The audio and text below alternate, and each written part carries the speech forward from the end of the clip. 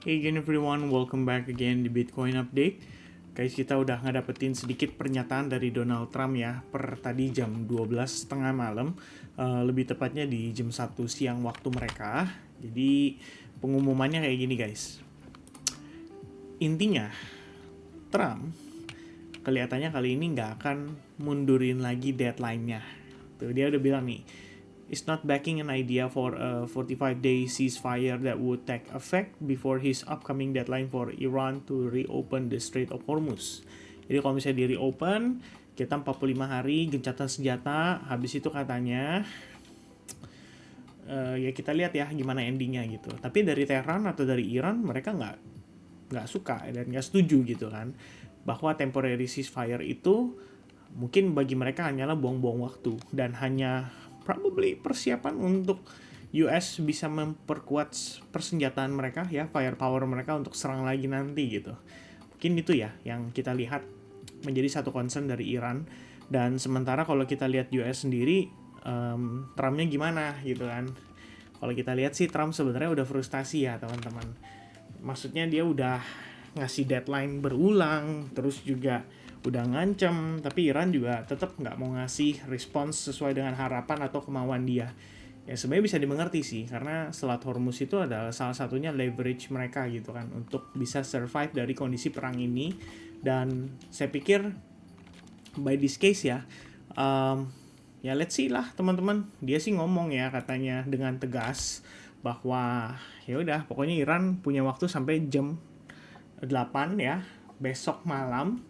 Ini adalah hari Selasa by the way kalau waktunya mereka. Itu artinya kalau di kita itu teman-teman boleh lihat di hari Rabu ya, di jam 7 pagi, karena selisih waktunya adalah 11 jam lebih kurang. Nah, Trump ya, what about US charging tolls in Strait of Hormuz ya, dia kasih sedikit pandangan-pandangan baru gitu kan. Cuman yang paling krusial adalah waktu jam 12 tadi, ya dia tetap ngasih ancaman gitu kan. Kalau Iran tuh bisa dihajar dalam satu malam ya, mungkin Selasa malam gitu kan. Terus kata si Trump sendiri katanya, ya pokoknya ini komitmen untuk nyelamatin orang-orang yang mungkin kecelakaan ya, pesawatnya jatuh di daerah situ gitu kan. Dan demikian overallnya kalau kita lihat situasi makin panas ya, nggak semakin enak gitu, tapi semakin panas gitu. Dan komentar itu membuat harga minyak naik ke $113 per 77 $113,77 per barel.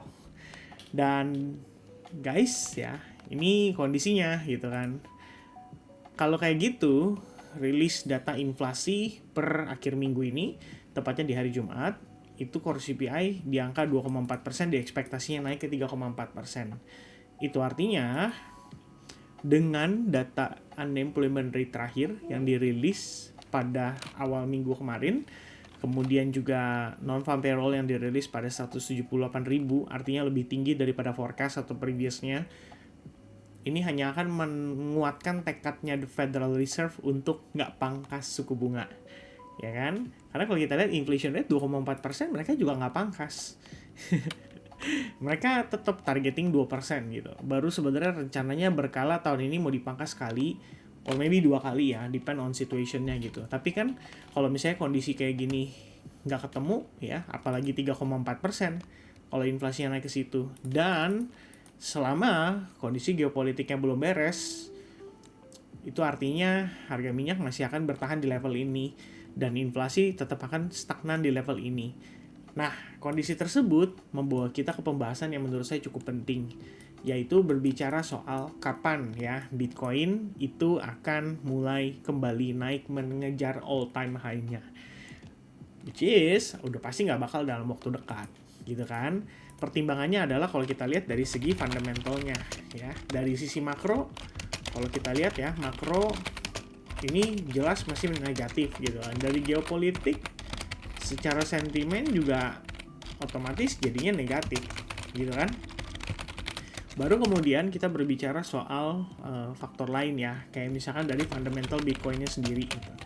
Berbicara soal halving ya, dan etc ya, atau lain-lainnya gitu kan. Terus kita bicara lagi mungkin soal ya dari demand ya, bagaimana dengan demand institusi. Oke, katakanlah dari BlackRock. bukan BlackRock ya, dari Michael Saylor mungkin tetap beli gitu. Tapi kalau kita bicara soal ETF masih stagnan gitu kan, nggak naik tapi nggak turun juga gitu. Ya somehow sih kalau kita lihat dari berbagai bukan instrumen ya, tapi sentimen yang tercipta dari makronya, dari fundamentalnya, belum ada kesempatan aja sih untuk kita ngelihat ya Bitcoin bisa rally to the max gitu kan. But ya di sini hanya ada satu kunci key event yang kita perlu perhatikan, yaitu bagaimana kondisi Trump nanti ya. Sebenarnya terus terang aja kalau misalkan sampai nanti beneran ya terjadi serangan yang dilakukan oleh US, ini kita udah harus persiapan guys, artinya bisa jadi panjang gitu.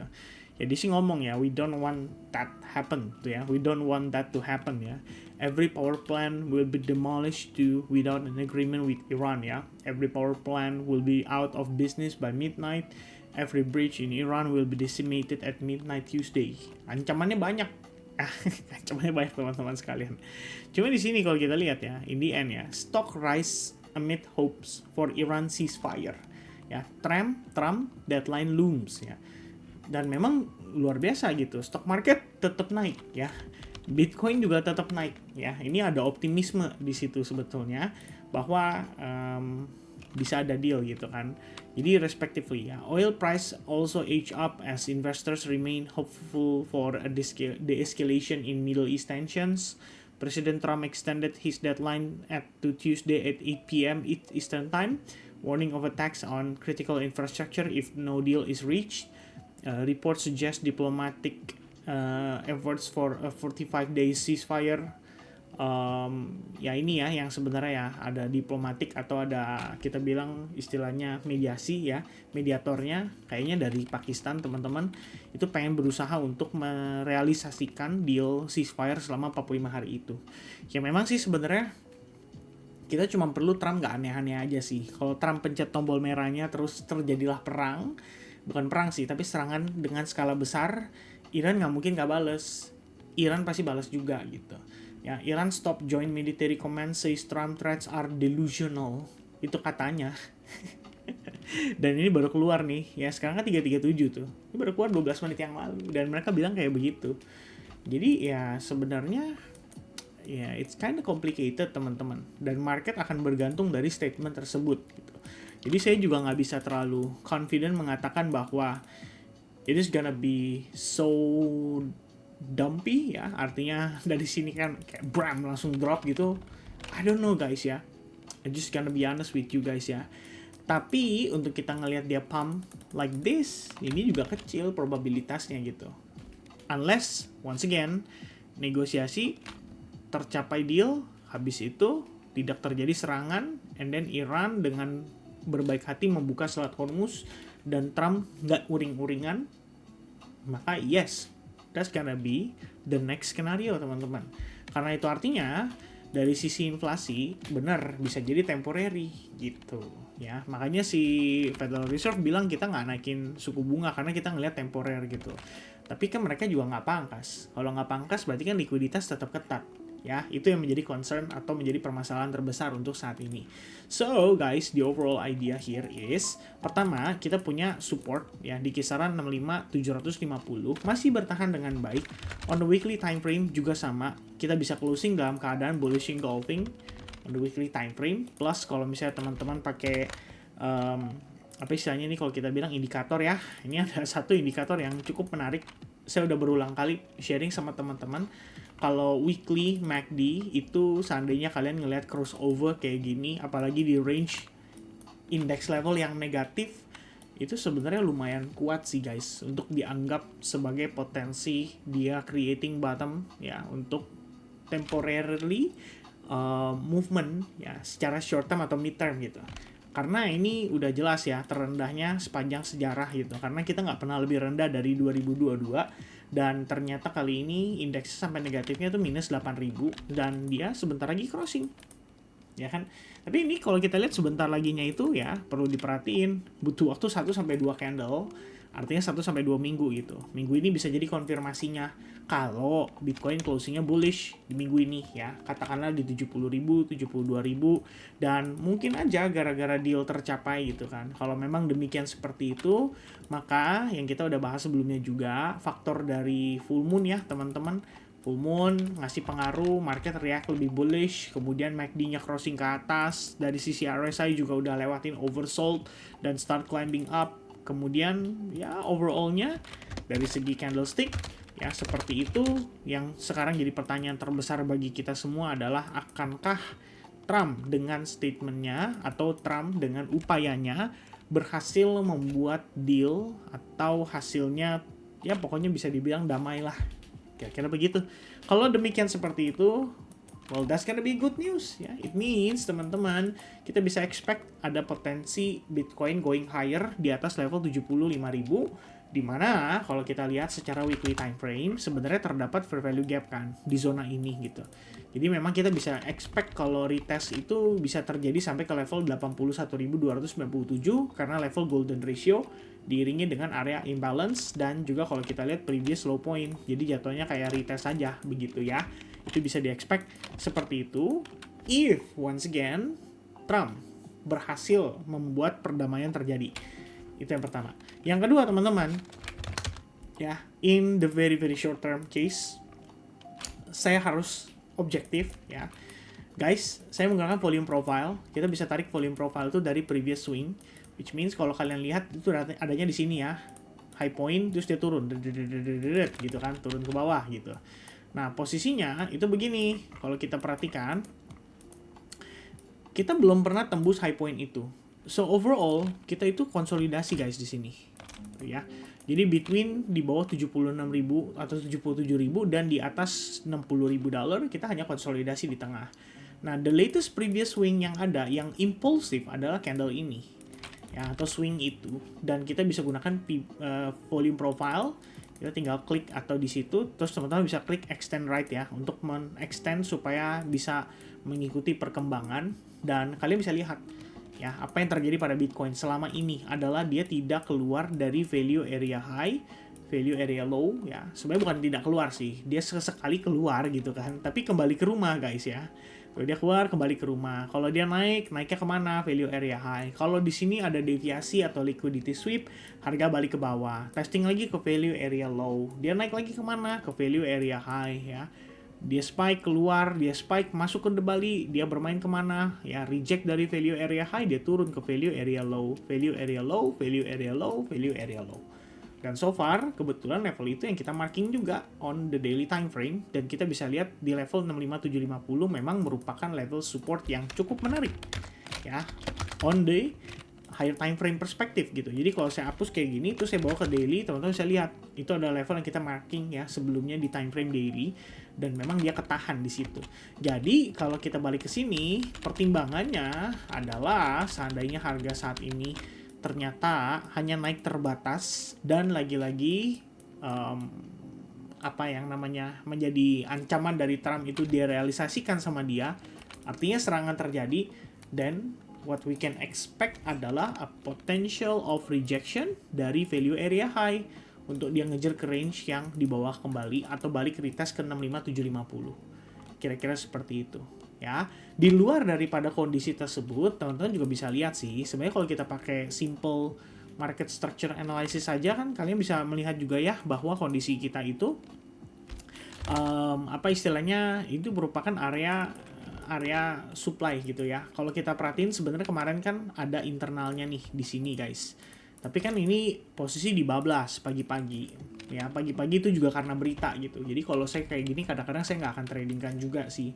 Apalagi di hari Senin atau hari Minggu gitu ya. Teman-teman lihat pergerakannya sangat aktif tapi lack of catalyst gitu. Nah, itu kadang-kadang suka jadi manipulasi. Jadi saya lebih memilih untuk stay away dulu kalau dari market ya di during the weekend gitu. Nah, sekarang concernnya begini. Kalau saya ini hapus dulu ya biar enak lihatnya teman-teman. Jadi kalau kita lihat ya, simple basic analysis saja ya. The latest one itu adalah high point-nya ini. Oke, price going down sampai bawah. Sebelum dia naik ada liquidity sweep, baru harganya pelan-pelan naik ke atas ya. Kalau kita mengacu pada struktur tren sederhana, pakai Fibonacci dari atas ke bawah, dapatnya di level ini guys, 70.000 ya. Kalau kita tambahkan confluence ya dengan imbalance, pertimbangannya adalah harga bisa ketahan di zona ini. Oke, itu aja tuh ya sementara yang kita lihat. Baru kita bicara apa? Key level invalidasinya, yaitu di zona ini adalah level supply yang terbentuk dan responsible atau bertanggung jawab atas tekanan jual yang terjadi pada Bitcoin setidaknya pada kisaran akhir Maret lalu ya. Jadi dia drop, create lower low, itu triggernya dari sini ya. Whoever sell dari sini itu punya a good amount of money yang bisa nge-trigger harga Bitcoin turun lebih signifikan sampai lebih rendah dari lowest point sebelumnya. Dan kita lihat lagi, walaupun di sini dia belum sepenuhnya break ya, karena ini memang merupakan level support yang sangat krusial yang tadi kita bahas di 65750, tapi tetap teman-teman, momentum terakhir still belongs to the sellers ya. Jadi kalau harga naik kayak begini udah lama banget ya kan, ini kan bisa dikonsider sebagai 1, 2, 3, 4, dan 5. Kemudian di sini adalah pullback ABC gitu kan, dan kemudian possible kayak begini gitu, right? Ya ada possibility lah ini jadi ABC corrective wave gitu. Jadi dia naik ABC corrective baru dia turun lagi. Ya. Dan itu semua tergantung dari Trump. Ya, kita lihat aja Trump kira-kira bakal ngapain teman-teman ya. Yang pasti deadline-nya adalah tanggal 8 April jam 7 pagi kalau waktu Indonesia Barat. Kemudian teman-teman lihat untuk sementara waktu ini structure still belongs to the sellers. Itu aja yang bisa saya tekankan untuk saat ini. So still be careful teman-teman buat yang lagi ongoing, mungkin ada lagi transaksi long gitu kan. Apalagi di altcoins nih, kita bisa lihat ya Bitcoin dominance juga habis breaking out dari trendline. Jadi memang semua mata tertuju ke Bitcoin setidaknya sejak 24 tambah 14 jam hari 24 tambah 14 jam terakhir. Itu artinya market benar-benar standby nih saat ini untuk mengetahui di ending dari deadline ini seperti apa. Oke, so saya nggak punya analisis lebih jauh soal geopolitiknya teman-teman. Itu bisa jadi nanti malah kayak konspirasi ya. Kita gunakan data aja. So if there's no bullshit in the chart teman-teman, kita harus considering bahwa range ini bisa memberikan efek atau rejection kepada Bitcoin. Nah, by the time rejection itu terjadi, teman-teman bisa manfaatkan tergantung dari bagaimana view kalian terhadap market. Ya, kalau sementara dari saya kayak gitu, teman-teman sekalian. So be careful on your trade, teman-teman. Ya, be safe on your capital. Be prepared for what comes next. Apalagi kita bicara kondisi global udah mulai nggak baik-baik aja. So yeah, prepare for the cash preserve, teman-teman. Okay? So God bless to everybody. See you guys again in the next update. Probably in the next live streaming. Udah banyak yang nanyain ya, kalau misalnya kalian agree dengan live streaming, saya mau lihat dulu ya, apakah ada minimal 10 komen live di dalam video YouTube ini. Kalau ada barulah kita considering besok live streaming. Oke? So God bless everyone. See you guys again in the next update. Cheers and bye for now guys.